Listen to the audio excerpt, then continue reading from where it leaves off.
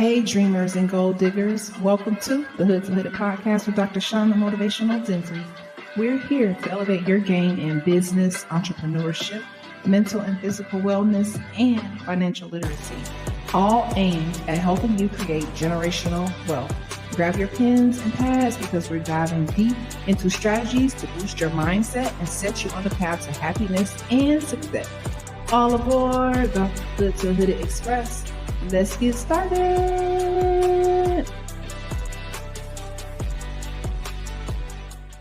We'll be talking about the history of Valentine's Day.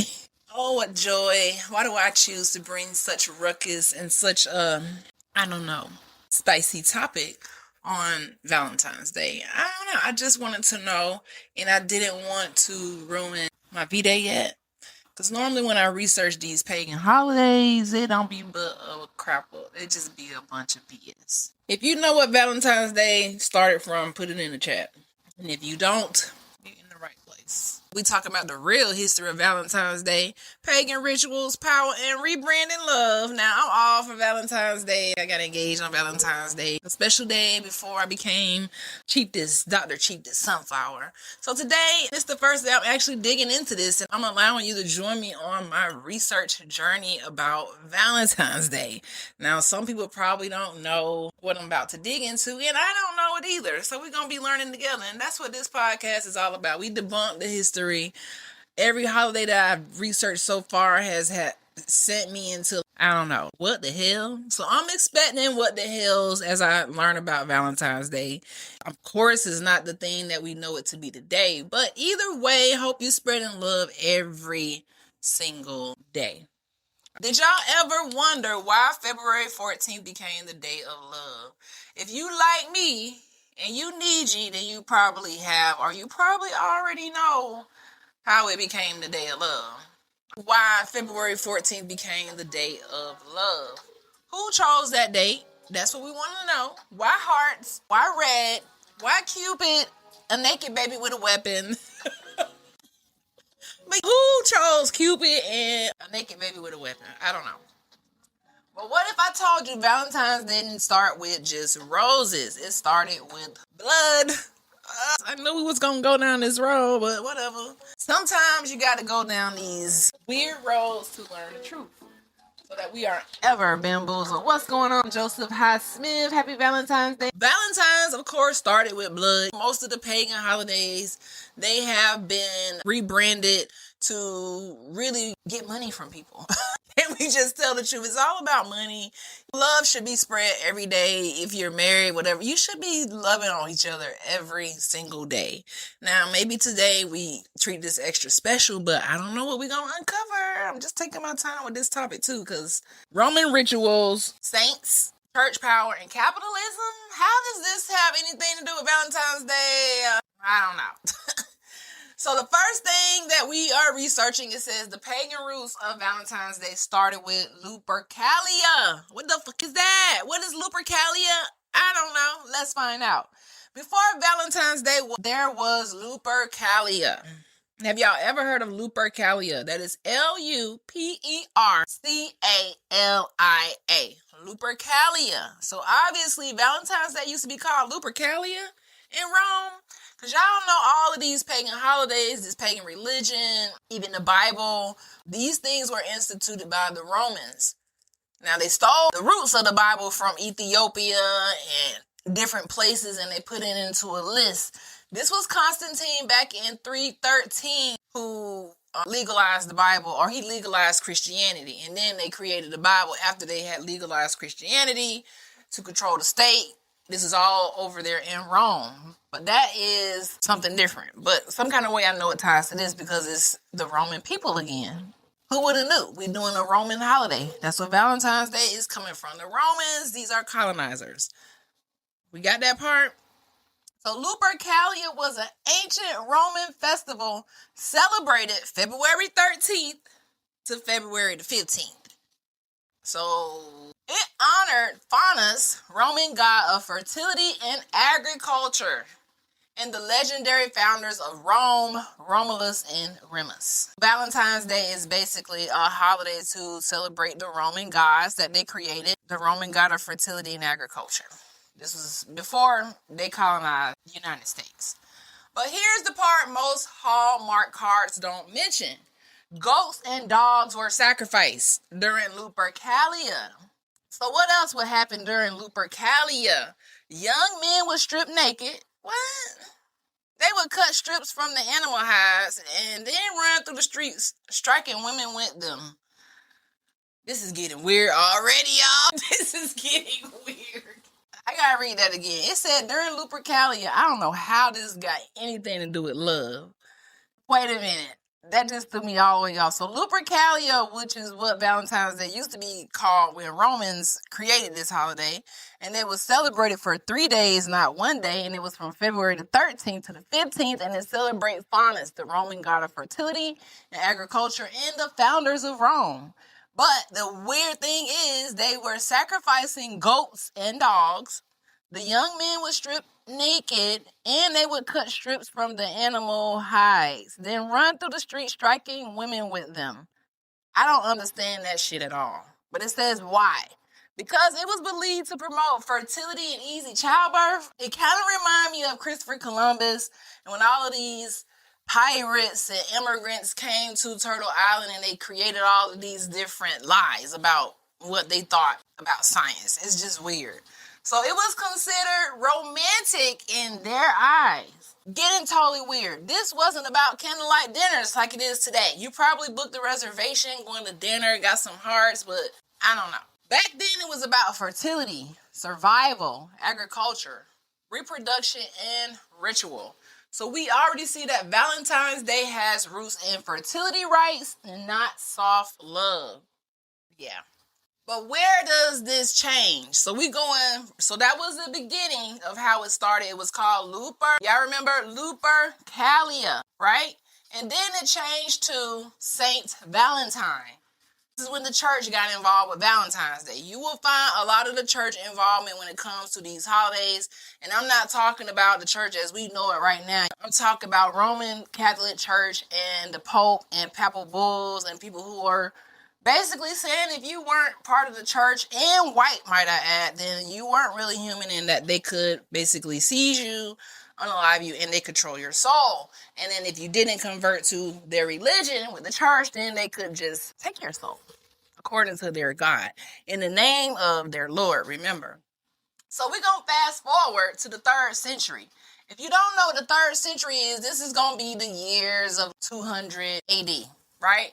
This is before they made Christianity legal in 313 CE.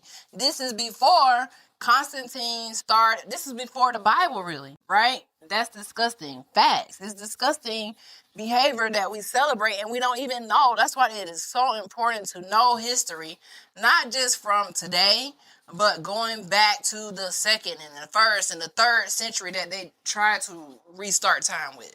Right now, we fast forwarding from Lupercalia, and we're going to the 3rd century, which is the 200s, to talk about what happened to Lupercalia. A lot of the times when they started time over at 0, they wanted to get rid of a lot of the crazy rituals and disgusting things that they were doing and the animal-like behavior, such as, like we said, sacrificing dogs and goats and running naked and getting drunk and doing drugs and being dirty and y'all know. I'm sorry, y'all know what I'm talking about. So they were trying to get away from that, so that's why they had to clutch on to the church and try to hide the church, will hide their evil under the church, which is why a lot of people are lost right now, because they put everything that was good and they turned it evil. And they put everything that was evil into what's good. And that's what we call the matrix. When you be like, damn, they got me. They bamboozled me. Right? So Saint Valentine, this is what Valentine's Day come in at. And they get a little funny. It said, there were multiple Saint Valentines. There were multiple. More than one. The Catholic Church, what do I know? The Catholic Church, here your ass go again. Always involved with something. Y'all really should just name yourself the Catholic demons at this point. So the Catholic Church recognizes at least 2 martyrs named Valentine.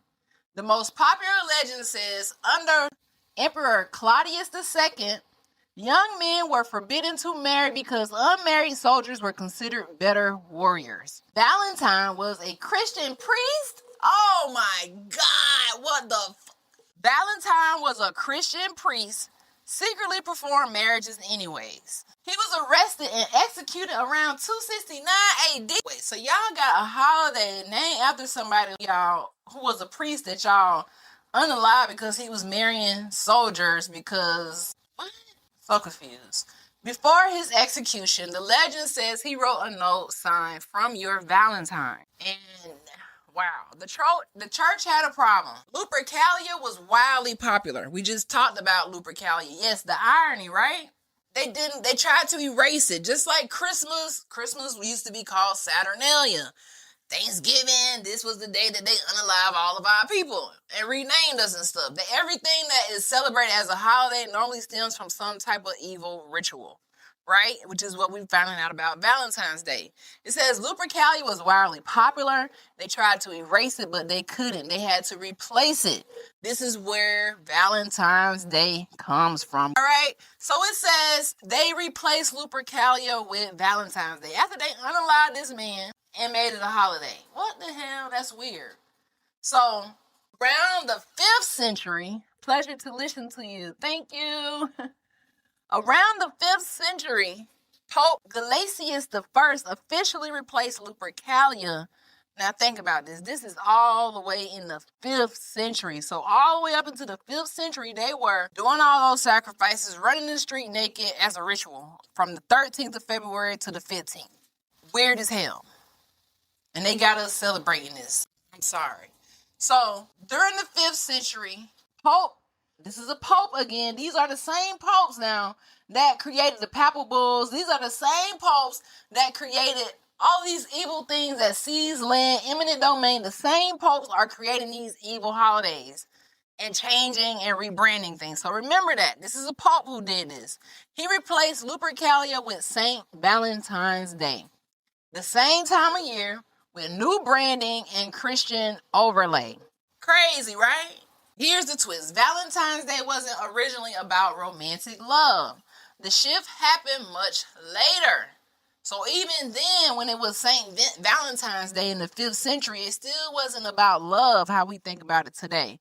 No way, these people are crazy. Facts. If you look up any holiday, you're going to find out it's crazy. But what do? We here in America, we just look at it for the now. We look at a lot of things for the now. That's why we always stuck in the matrix.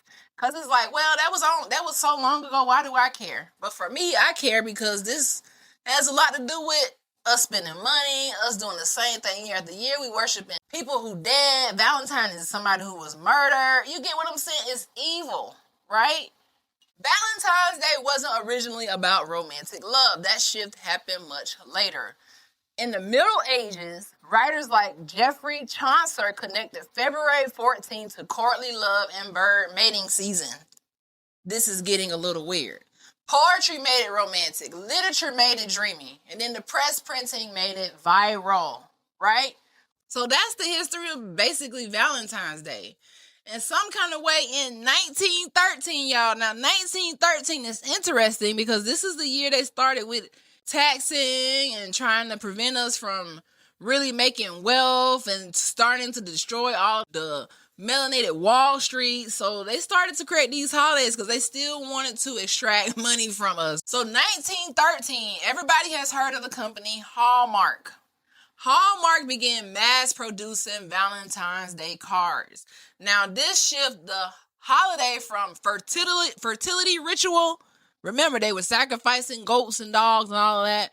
Religious martyr, all that stuff, to now carts and candy and billions of dollars spent annually for flowers, jewelry, chocolate, social media pressure, relationship comparison. Cupid comes from Eros, the Greek god of desire. Some people don't know that. This is again a pagan root. The Greek god of desire. So even the symbols of love trace back before Christianity, guys. So we are actually celebrating today. Made money out of it. Facts. It's all about money at this point. We are actually celebrating Saint Valentine. Well, they took off Saint, which was a pope who was murdered for marrying soldiers against the law. I don't know why he was doing it, but he was marrying the soldiers against the law. They unalived him, and then they made a holiday after him. And they made this holiday in the name of an older holiday, which was evil. It's all very weird. So when you are celebrating these pagan holidays, you got to remember these are pagan rituals, wicked facts. This is church rebranding. This is literary romanticism and corporate monetization. So Valentine's Day is truly layered. It comes from immigrant culture. It has a lot of symbolisms that we don't really pay attention to right now. And capitalism is always involved. This isn't about attacking love. This is about understanding the narrative. It's really just the pagan holiday, like most holidays. And eventually we have to even stop giving these things. This is my first time really understanding Valentine's Day because I didn't want to ruin my Valentine's Day. But now that I know, it just take the whole meaning away from it. It's all made up. Yes, it's all made up to take money from us. Every freaking holiday that I'm discovering. I don't know what holiday is next, but I'm sure, what is it, St. Patrick's Day, Easter? It's all going to be the same thing. It's always going to lead back to the Vatican, to the church, to these popes trying to control people, trying to cover up some evil ass ritual that they did. So if you see, these holidays stem from rituals that they used to do every year. But in order to continue doing these rituals, they had to cover it up with the church and make everybody do it so it doesn't seem like it started off as something bad. But it did. And now we just celebrate it. We just give it life. You know what I mean? It's crazy. So Valentine's today means romantic love. It means self-love. It means family love, community love, roses. But always understand the history. So you don't just consume a culture that is not really true to who you are. We went from goat sacrificing to greeting cards, from pagan fields to profit margins. So Valentine's Day did not start off sweet, and it definitely evolved into something else. I hope y'all learned something. What's going on in the Southeast with the Amerindians, with the laws changing? I saw something today where they are trying to open up a new Black History Museum in Florida after all these years. And I said, damn, why y'all waiting all these years? Is it because the Appalachee and the Seminole and the Temecula and the Creek and the Choctaw and the Seminole and the Muskogee and all these people, our tribes are waking up? Now y'all want to do an African American museum? Why is that? But I ain't gonna get into that right now, but we already know why that is. So today, guys, know who you are. The best thing you could do when it comes to self-love is knowing who the hell you truly are and never letting the colonizer, never letting a history book, never letting a pretendian try to trick you out your spot or gaslight you or make you hate who you are. That's the purpose of colonization, is to make you hate who you are, to break your spirit, to take your soul, to make you feel worthless. And now they got this hustle culture where the kids coming out of high school, they didn't learn shit in high school. They didn't learn no financial literacy. They didn't learn any wealth building tips. They didn't learn about business. They didn't get prepared for college, which is a waste of money all of a sudden because it's so high. And people graduating with degrees and can't even afford basic life necessities. The hustle culture that is ruining the getting people out of high school where they just gotta go to work and work 40 hours and be stuck in this cycle where they can't even have a quality of life. We are ruining the youth. We're not preparing them. And what is going to happen to our world if we don't get this shit together? Now I just got a bed and a cake. Blow the candles out, feeling like LeBron James.